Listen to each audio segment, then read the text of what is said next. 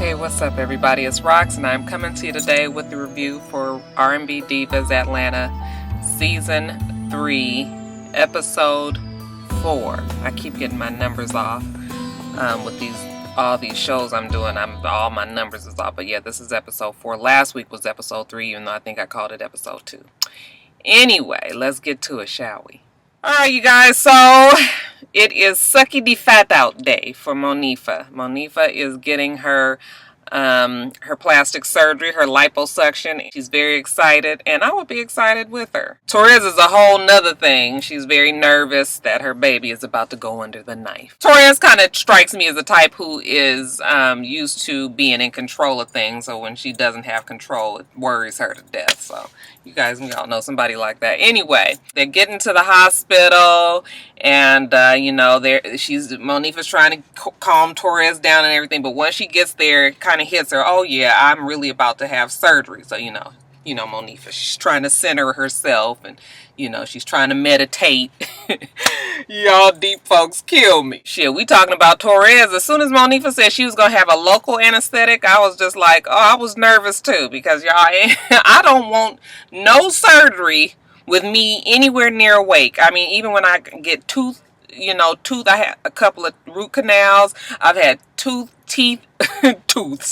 I've had teeth pulled and all that. I don't want to be awake. Even though you don't feel it, just the fact that they grind in your mouth, you hear the shit popping and you see shit popping out your mouth, your teeth, and they're jerking you around, yanking you around, and then just to hear all those sounds like zzz,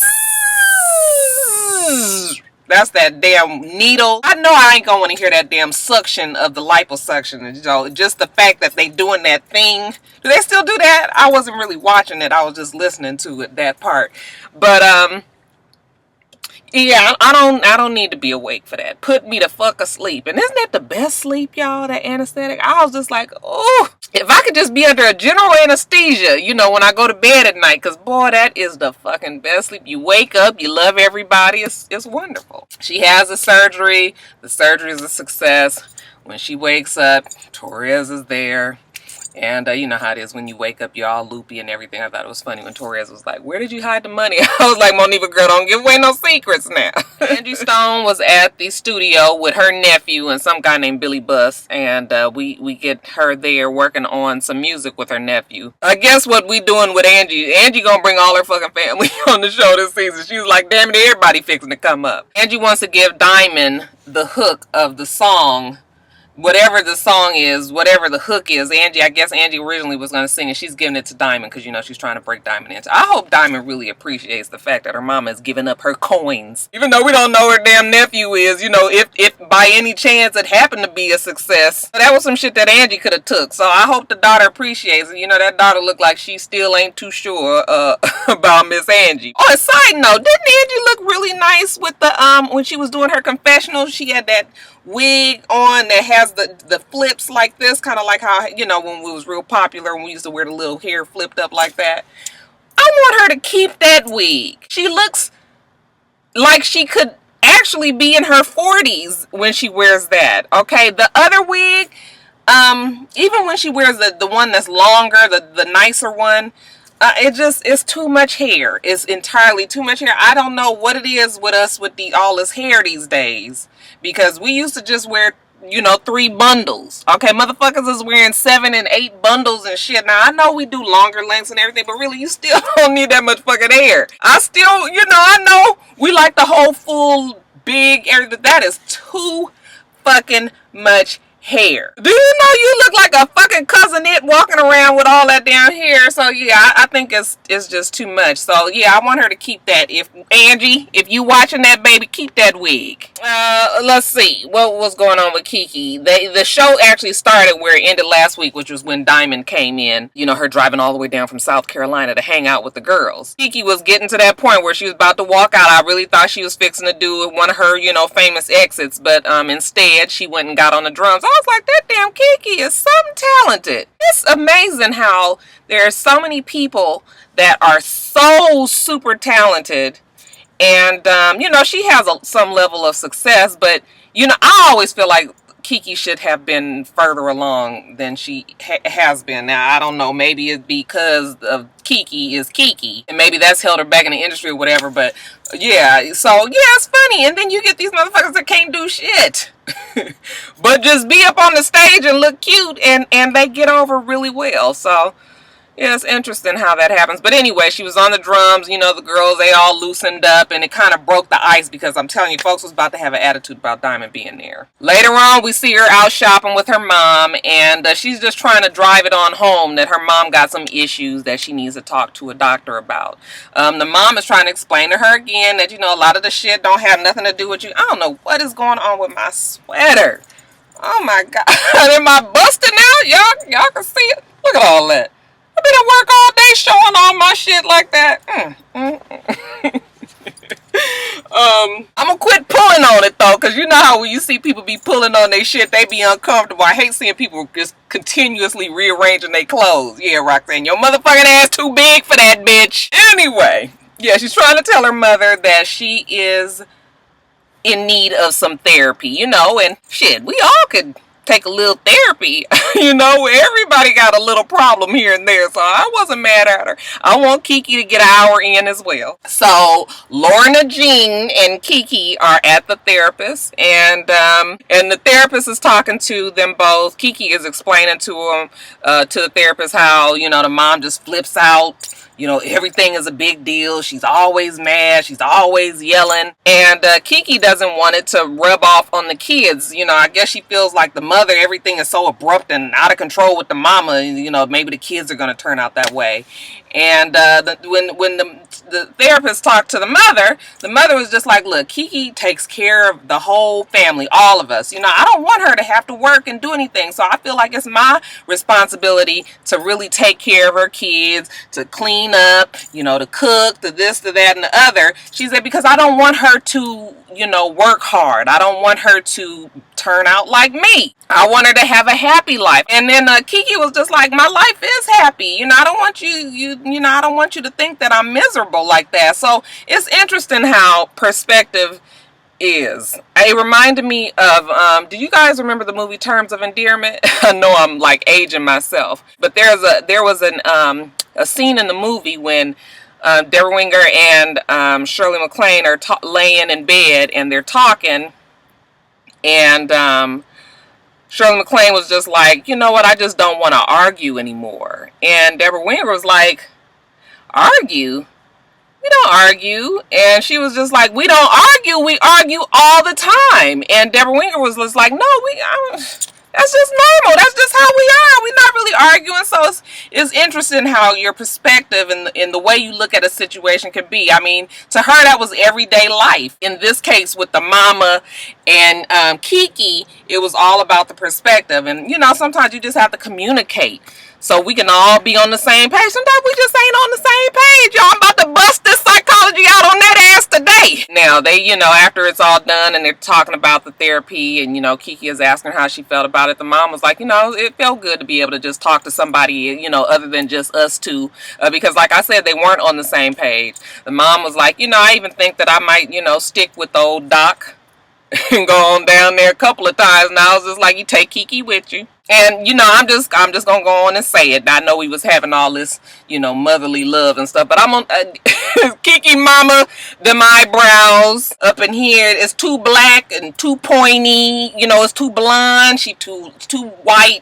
I mean, I know that ain't really, I mean, she too light, too pale, too cool toned, whatever. I'm trying to get the politically correct one. She need to do something about them eyebrows. I don't know if they painted on. I mean, I don't know if they're drawn on or what, but yeah, they was I know they ain't got nothing to do with nothing, right? Okay. 702 meets with the choreographer because, you know, she's just trying to get her stage presence back together. When she's talking to the girl, the choreographer is like, you know, I got this charity event, it's for the babies, and you know, I would really like for you to come and perform at it. So 702 feels like, you know, this is a good opportunity for her to get, you know, back on the stage and, you know, just test out the waters again. It's been some time. So she's like, I'm gonna bring the girls, you know, the divas down, and we gonna do this. She meets with Latavia because there's this acting workshop that Tasha Smith has out here. Tasha Smith is Tyler Perry's girl, right? The one that always play the ghetto girl. What's her character's name in the I can't even think of the show. Does she still have a show with the black karate boy? Y'all know who I'm talking about, don't you? Y'all know this mine. It's after work again. I'm trying to get my videos in. What was it? See, I done lost all track of what I was talking about. 702. Yeah, okay, so anyway, she wants to go to this acting class, and she wants Latavia to come because maybe this will make her also be more comfortable with being back on stage, because we all know that Latavia is very, I don't even think I would say nervous. I think she is downright frightened about getting up on stage and singing. I feel sorry for her. So later on, 702 meets with Rico Chappelle. Okay, y'all, it seems like Rico Chappelle is on every fucking black reality show that's based in Atlanta. I was just like, it got to be more than just him out here. It got to be more stylists than him. I guess he's the most known one right now. So he got it locked down, okay? Stylists in Atlanta, where y'all at? She goes down to the house of Chappelle, and I guess she wants him to help her pick out her clothes. So she's trying on all the things, cute little things. She ends up with a long black sequin dress. I was like, oh, I hope she ain't gonna wear that. Now, I don't want you to do that. It was just too old for her. She's a young girl. She needed on something cute. It was gonna be tight, or it was gonna be short or something. But, not that. That wasn't the look. I was actually glad when the night finally came. She didn't really wear that dress, but we'll talk about that in a second. Let's talk about this acting class first. So, she and Latavia go to Tasha Smith's acting class. Tasha Smith is not the actual actor, teacher. She had somebody else. I think the lady's name was Rotunda. I was like, Rotunda? That's like a fat name. I'm sorry for all the Rotundas out there. How some names you hear. My parents was going to name me Charlotte, because my dad's name is Charles. And I always thought Charlotte was a fat name. Again, Rocky love all the Charlottes out there that watch her. But I just don't feel like a Charlotte. Instead, they named me Roxanne because my dad's middle name is Rock, R-O-C-K. So that's how I became Roxanne. I'm a chip off the old block. I'm just like my daddy too. That nigga is crazy. I mean, he's sweet as can be, but he a little special. I've seen it in myself as I've gotten older. But anyway, we're going to get back to the show. Rotunda is telling them, I don't know why I want to laugh when I say Rotunda. Rotunda is telling them that this one exercise that they're going to do is called taking a dump, okay? And, she was just like, now, when's the last time you had a pretty shit? Yeah, okay, ain't no such thing as a pretty dump. This is going to be, a rough exercise for you guys, but, it's something that's going to help you cleanse, like a colonoscopy. No, not a colonoscopy. Like one of these damn healthy, what do they call them damn things when you drink it and it flush you out? I don't know, y'all. I don't believe in flushing shit. They ain't fleshed out all that shit back in the day. Now all of a sudden we got to be doing all these cleanses and shit. Everybody gonna say, oh, because you eat different stuff now. And fuck that. Okay, goddamn, you gotta die or something. 702 goes first. I'm sorry. I had even wrote her name down here. Mila goes first, and the exercise is for them to go back and talk to themselves as if they were between the ages of 5 and 18, and kind of explain to them how life was and how it's gonna be. So 702 goes first, and she's just like, I'm really sorry that they tell you that your skin is too dark. Evidently, she's had issues growing up with being dark skinned. It's funny how when you don't have that kind of struggle, you just don't even realize how much it affects somebody. I was just saying on Twitter the other day, my daughter was in a argument with her friend at school because her friend was calling her white. Now, my daughter is fair-skinned, but she's not even fair enough for her to pass. And you guys have seen her. She very obviously looks black. But anyway, there was a little girl at the school that was teasing her and kept calling her white and telling her she looked white. And, my daughter has she hates with a passion for you to call her white. Listening to the story, I was listening to it, but it's funny because I don't consider myself light or dark skinned. I just feel like I'm just, in the middle.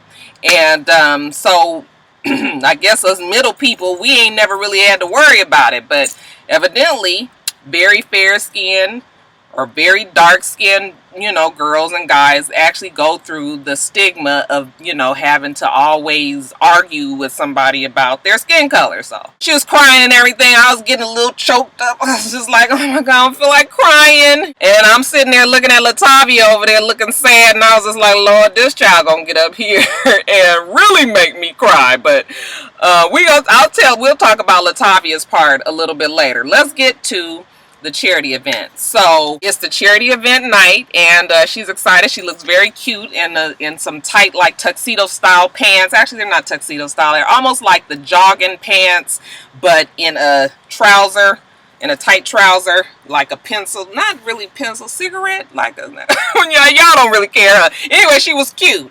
She had on a blazer, which y'all know Rocky loves her a blazer. And these tight pants, and her hair was done all cute. She looked very nice. She's pretty much on her diva status. Okay, she upset that the mic has a cord because she's not used to singing with a cord. They don't do that no more, evidently. I was just like, well, Prince. Every time I see Prince, he throw that mic over there and he pull it on back. So if it's good enough for Prince, bitch, it's good enough for you. Anyway, the mic got a cord, and the acoustics is wrong, the sound system ain't right, she needs the lows and the highs and all that. Man's like, listen, bitch, this ain't fixing to be like you when you was on the stage singing big time. No, this is the goddamn coffee shop, okay?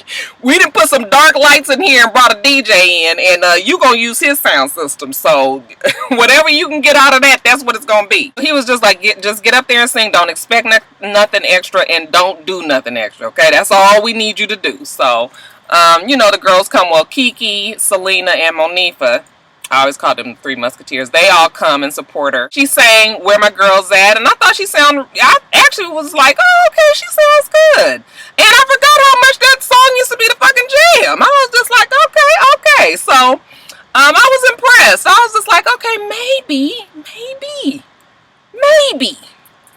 Just a little bit, teeny small little bit. Maybe I might be interested in hearing something from Mila again. And lastly, Latavia. So I was telling you guys about the acting class that she and I'm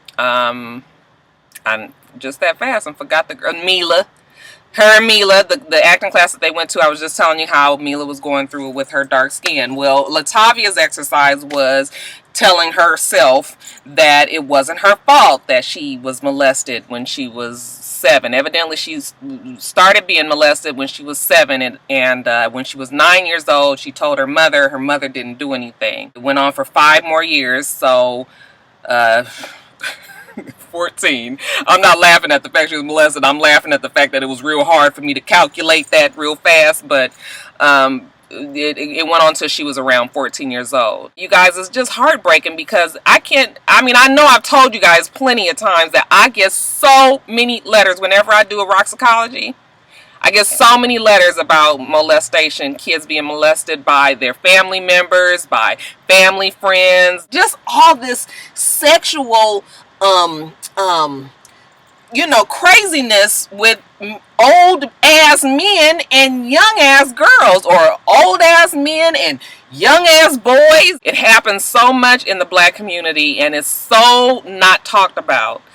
So that's why, when she was saying that her mother didn't do anything about it, I wasn't surprised, because it seems like 90% of the letters that I get like that, it was always the parents didn't, the mom didn't do anything, the mom didn't believe me. So later on, she's talking to her mother, and this is one of those conversations that she knows she just needs to have with her mother.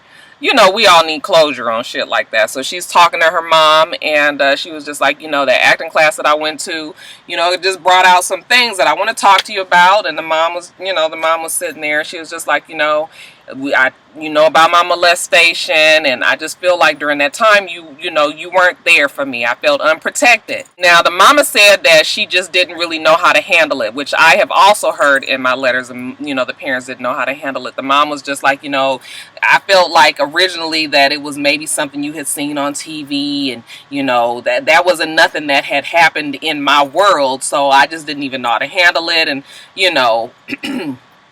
look, parents, there's no rule book And there is nothing that you can look up to being a parent. Being a parent is a hard job. There's really good parents, and then there's really fucked up parents. But like I said, you have a baby, and then you do the best you can. So, you know, you're feeling your way through parenthood, and sometimes when you get older, you can look back at certain things that you did for or to your children and think to yourself like, damn, I should have handled that differently, or damn, I fucked up when I did that. I dropped the ball. And you know, it's not ever anything you can really do about shit that has already passed. Whatever has already happened, you can't change that. Now, your kids may stay mad at you forever, but what I think makes a tremendous difference is when you as the parent, you know, and at whatever time that you decide to do this, when you as the parent can sit down with your child, and they may be an adult now, and they're telling you how you affected their lives when you were growing up, instead of you giving an excuse, because yeah, you might have an excuse, but we don't want to hear that shit right now. As a child, all we want to hear is you say you sorry. I think when a parent can say, I am so sorry, I apologize, I didn't realize that it was affecting you this way, it is totally my fault, I should have protected you. I think that makes all the difference in the world. I'm getting a little emotional here, I don't even know why. But I do really think that a lot of times, you know, these children who are adults now are just looking for their parents to say, damn, that was my fault, instead of for the child to just continuously believe that it was them, you know, their entire lives. Because, you know, you'll flip it around on yourself as a child and think that it was your fault, just like Latavia was doing. So I like the fact that her mom said that. Her mom was just like, I'm sorry, you know, I know that I wasn't there for you now, but you know, whatever it is that I need to do now to correct it, even if you have to yell and scream at me, whatever you need to do, you know, I'm still here, you know. And I think that that is such a easy but hard thing for a lot of people to do. And I think that just those words that she was able to say was able to mend a lot of fences with, you know, Latavia and how she was feeling. And I always feel like I wish that when people write me these letters, and this is why I don't do Roxstars, because it really makes me, I don't even know why. I mean, I haven't had these kind of issues at all, so you know, I don't want you to think anything like that. But you know, I always get too involved or too concerned about, you know, certain letters, so I always have to kind of take breaks and, you know, get myself back together before I start up on Roxicology again. But anyway, I broke that motherfucking psychology out on y'all asses again. Y'all, I might not be using my damn psychology, you know, background, but you know, y'all do allow me to get up here and pontificate a little bit. Thank you very much. All right, you guys, that's it. Top of the blogs will definitely be up tomorrow. This is gonna be up either Thursday night or Friday morning, depending on my old stupid ass internet at home. And yeah, that's it, you guys. Remember to rate, comment, and subscribe to the channel. I'm itsrox. The channel is for itsrox, and everything else I do will be in the bottom bar. All right. So I hope that you have a wonderful, wonderful rest of your day, and I plan on doing the same. Until next time, Roxstars. Bye.